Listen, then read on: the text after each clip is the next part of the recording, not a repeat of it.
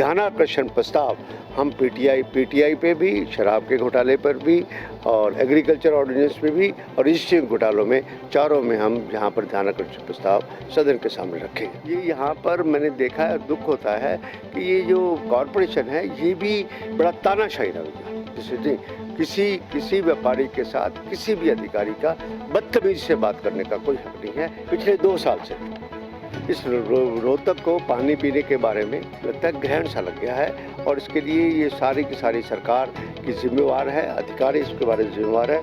पुराना शहर, Gandhi camp, Channaur colony, Srinagar colony, Patel Nagri, Janata colony में पानी गंदा आता है और कम पानी आता है। नमस्कार, आप देखना शुरू कर चुके हैं voice of Haryanvi. Cameraman Sunny Singh के साथ मैं हूं सुदर्शन। हरियाणा विधानसभा का सत्र शुरू होने वाला है और इस सत्र में हरियाणा के कौन से मुद्दे, रोहतक के कौन से मुद्दे उठने वाले हैं, इस पर बात करने के लिए हमारे साथ मौजूद हैं रोहतक के विधायक, कांग्रेस के चीफ व्हिप बीबी बत्रा जी, जिनसे जानते हैं कि कौन से वो मुद्दे हैं जो अब की बार वो प्रमुखता से उठाने वाले हैं। बत्रा जी, कौन से वो मुद्दे हैं जो विधानसभा में अब की बार आपकी तरफ से उठाए जाने वाले हैं? ऐसे है कि कोविड को मद्देनजर रखते हुए सरकार ने सिर्फ 2 दिन का ही विधानसभा का सत्र बुलाया है। समय काफ़ी कम रखा है सरकार ने और ये जो सत्र है बहुत स्टॉर्मी सत्र रहेगा और बड़ी हंगामेदार रहेगा। सरकार चारों तरफ से काफ़ी मुद्दों पर, उसका मैं विस्तार में बताऊंगा, बहुत बुरी तरह गिर चुकी है। इसके बारे में हमने 25 तारीख को 11 बजे विधानसभा की कमेटी रूम में CLP की मीटिंग चौधरी भूपेंद्र सिंह हुड्डा की अध्यक्षता में होगी वहाँ पर, और सभी मुद्दों पर जो विधानसभा के अंदर हमने उठाने हैं, क्या हमने कॉलोटेशन मोशन देने हैं, क्या एडजर्टमेंट मोशन देने हैं, कौन से अहम मुद्दे हैं, उनका सबका फैसला करके और कांग्रेस पार्टी एक रणनीति के तहत इस बार विधानसभा के अंदर उतरेगी। तो यह माना जाए कि कांग्रेस जो है आपकी बार रणनीति के तहत भाजपा को सदन में घेरने का कोई मौका नहीं छोड़ने वाली है। ऐसे है कि जहाँ तक बात यह है आपके सामने कि एक तो ये सेंट्रल गवर्नमेंट का जो एग्रीकल्चर पे ऑर्डिनेंस किया है, इसका हम विरोध करेंगे चौधरी भूपेंद्र सिंह हुड्डा की अध्यक्षता के अंदर। और साथ में मेन आपके सामने ये जो शराब घोटाला है, इस पर जो सरकार की लेपापोती सामने आई है और इतना ज़बरदस्त रेवेन्यू लॉस हुआ और कोविड के अंदर धड़ल्ले से लॉकडाउन होने के बाद भी ये शराब बिकती रही।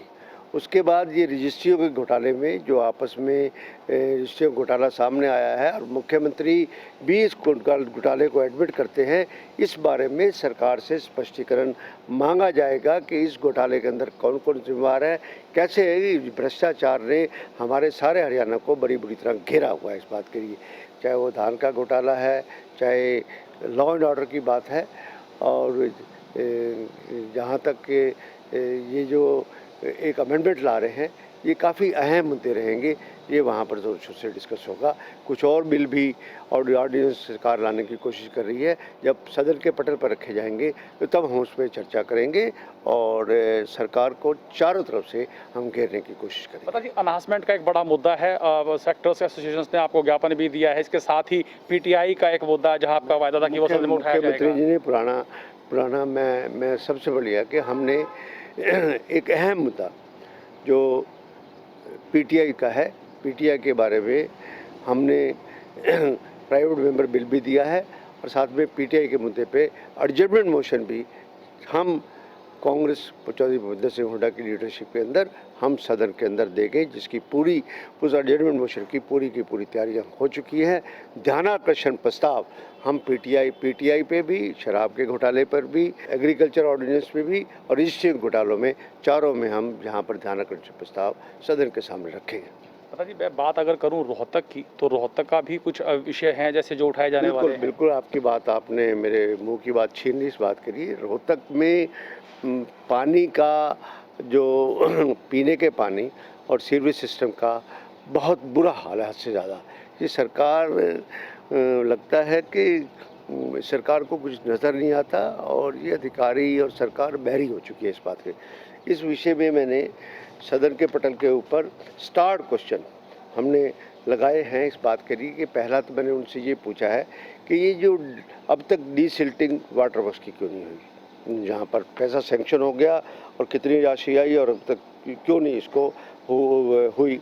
और उसके साथ ही ये अमृत योजना का घोटाला है, ये भी मैंने एक स्टार्ट क्वेश्चन के अंदर वहाँ पर रखा है कि अमृत घोटाले के अंदर जब आपके पास ना तो बूस्टर लगे हुए हैं, ना आपने बूस्टर लगाने की कोई उसमें प्रयत्न किया, ना ही आपने पानी का सोर्स कलेक्ट करने की कोशिश की और पानी की पाइपें डाल दी, और जहाँ तक सीवरेज की पाइपें आपने डाल दी, बिना लेवल के डाल दी, और सीवरेज का पानी का आउटलेट कहाँ जाएगा इस बारे में कोई हरी सरकार ने पता नहीं ये जो अमृत और आदरणीय श्री अटल बिहारी वाजपेयी जी के नाम से इन्होंने रखी, उसका दुरुपयोग मैंने इतनी बुरी तरह देखा है कि 2500 करोड़ रुपया जो हरियाणा सरकार को मिला, पता नहीं वो पैसा कहाँ और कैसे खर्च हो गया और कहाँ पर किसका गबन हो गया और भ्रष्टाचार में ये पैसा व्याप्त हो गया।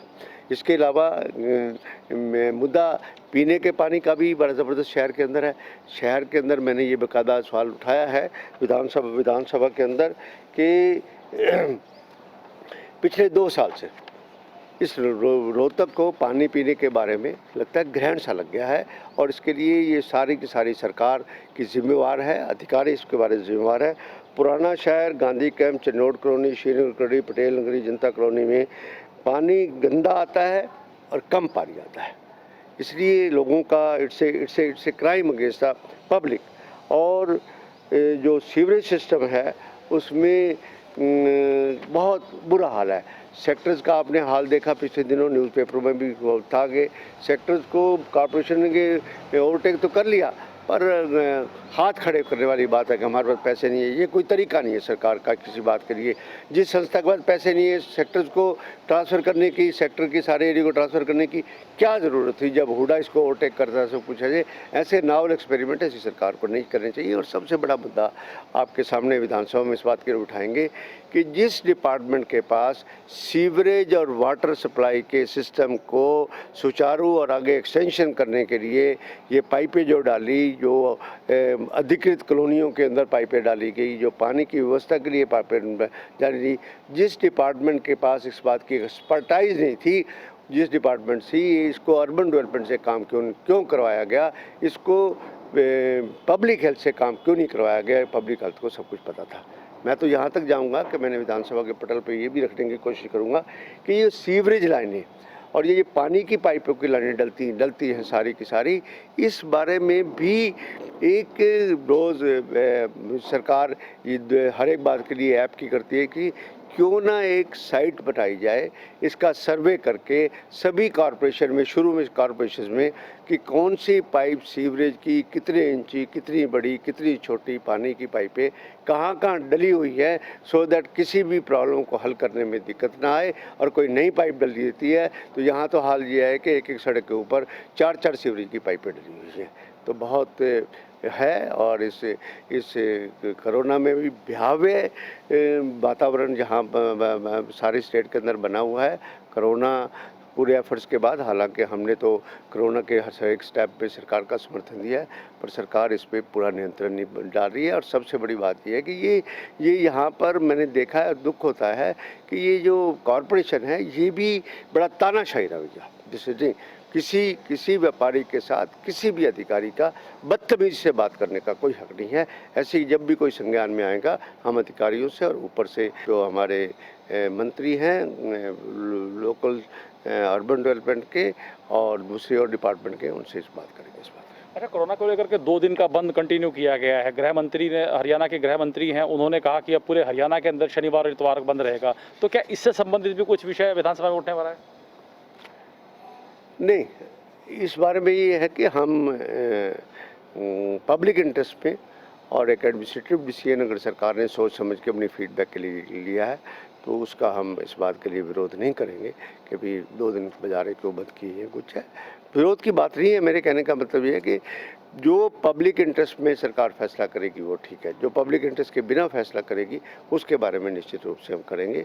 और ये जो मास्क वाली जाती, मुख्यमंत्री खुद कहते हैं कि जब चालान करो तो कम से कम 5 मास्क का पैकेट उस व्यक्ति के हाथ में पकड़ाओ जिसका के 500 रुपये वसूल कर इनमें कोई दिक्कत नहीं है। मैंने इवन डीजीपी को भी कहा कि आपके पुलिस अधिकारी, जब मुख्यमंत्री की ओरल इंस्ट्रक्शन थी, राइटिंग इंस्ट्रक्शन नहीं, पर मानवता के से भी जो आदमी गरीब नहीं खरीद सकता मास्क, उसको हम करते हैं, तो इसके बारे में भी आपको इस बात का ध्यान रखना चाहिए।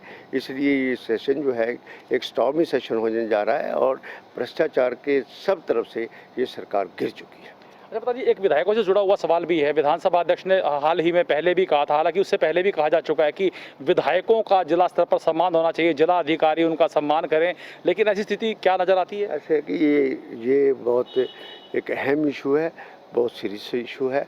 इस पे मैं काफ़ी कुछ बोलना चाहता हूं, पर आपका ये इंटरव्यू बहुत लंबा हो जाएगा।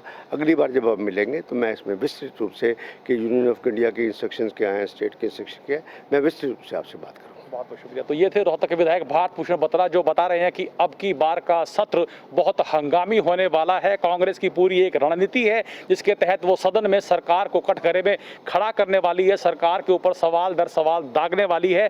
देखना यह होगा कि सरकार कांग्रेस के सवालों का क्या जवाब सदन में देती है। आप देखते रहिए वॉइस ऑफ हरियाणवी, बने रहिए हमारे साथ। नमस्कार।